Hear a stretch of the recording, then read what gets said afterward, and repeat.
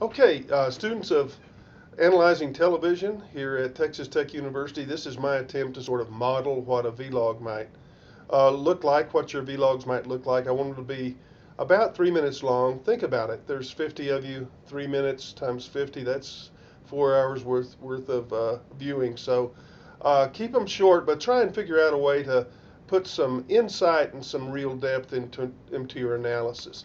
I want to talk about a comparative analysis of Colbert and Stewart that draws on this idea of Schumpeter's Gale. Schumpeter's Gale is something that's used, it's a term that's used in economics to talk about how new technological developments and economic developments, um, new ways of organizing a market, that sort of thing, are both creatively destructive and destructively creative. You can certainly see that in the coming of sound and motion pictures. Uh, that formed, created a new film industry, but it also destroyed many of the powers that were in place during the silent era. And right now, you can certainly see it in terms of the World Wide Web and its impact on the newspaper industry and journalism. Um, the World Wide Web is becoming a new information source, one that your generation really pays a lot of attention to. But your generation has quit reading newspapers, and consequently, we're beginning to see more and more newspapers go out of print. Yeah, Newsweek, for instance, just is not a newspaper, but it's a magazine. News magazine is going to have its last paper copy uh, edition in early 2013, and from that point on, it's going to be digitally delivered. So, what does this have to do with comic coverage of the 2012 campaign?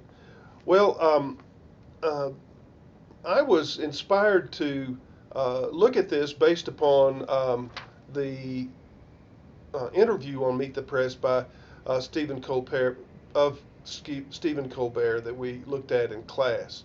And in that interview, Colbert referred to Jon Stewart's comedy as deconstructing coverage, especially on Fox and other conservative media outlets. On the other hand, he described his own work as reconstructing the news for comic purposes. And so, what I want to do is basically sort of explore this insight and how I think it sheds light on understanding the differences between Stewart and Colbert.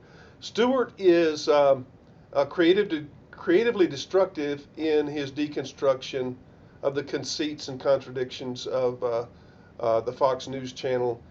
His aim is to create a liberal critique of conservative news, but by systematically destroying Fox's credibility as a news organization. And because Stewart's critique is targeted at a liberal audience, his work can generally be seen as preaching to the choir. That is, it's not going to change anybody's mind, but for people who share his outlook, it sort of um, uh, reinforces their own political view and gives them a way of laughing their way through some serious issues. Um, so the critique, the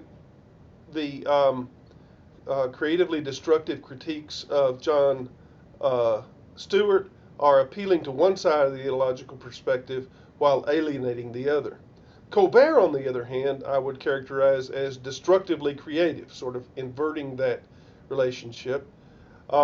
His aim is not so much straightforward critique as a kind of double coated parody that both sides of the ideological perspective can draw fun from. His parody of the news mediates conservative and liberal coverage of the 2012 election by making fun of both sides, finding this middle position where he makes fun of both sides.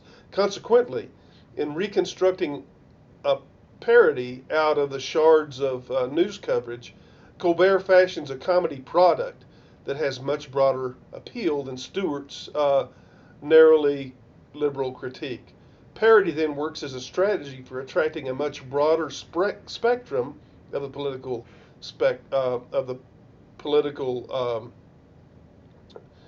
choices in our culture, and uh, that's one of the main reasons that Colbert, unlike Stewart, is appreciated by many of my most conservative students.